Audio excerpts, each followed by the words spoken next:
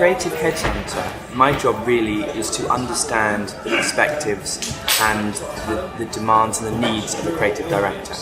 We have to bear in mind that they're very busy people, that actually recruiting is a very small percentage of their day-to-day work, so it might be only 5 to 10%. It's a bit like, I suppose, a marketing director. Advertising for a marketing director is only a little bit of their day-to-day. So the key thing is, how do we get their attention in a very quick and easy way? And there's a number of things you need to remember and need to do, really. First of all is, how do you present yourself in the most simple and clear way? How do you show your great creative talent, let's say in under 5 minutes? Well, the best way, of course, is to have your portfolio ready online in a nice, simple website that can be navigated around, that the creative director can log on to the website and within 15-20 seconds can see 2 or 3 campaigns and get a feel for whether or not you are the kind of creative that they would like to hire.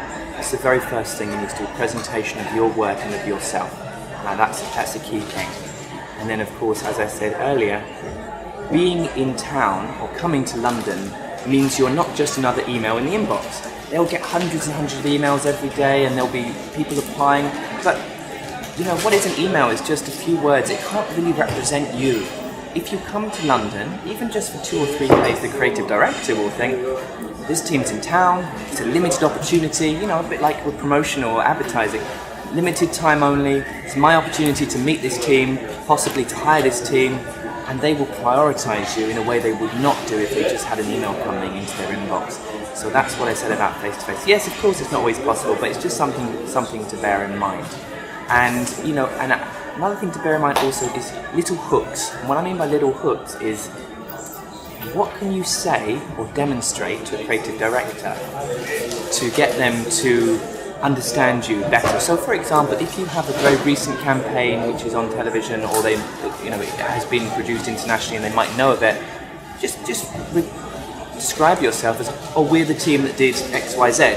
So they know, they have some way of associating you beyond just a name and a title. Yeah. So you know, they have a way to refer to you and to log you in their mind. And that's what we want to. We want to log you in their mind. We want to get them excited about you, and we want to get them invested in trying to actually spend time to get to know you better. So it's that very first contact needs to be strong and impactful.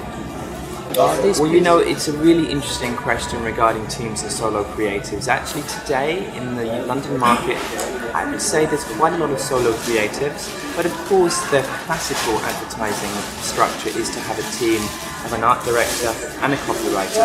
And many of the advertising agencies or the creative agencies in London still do prefer to hire teams.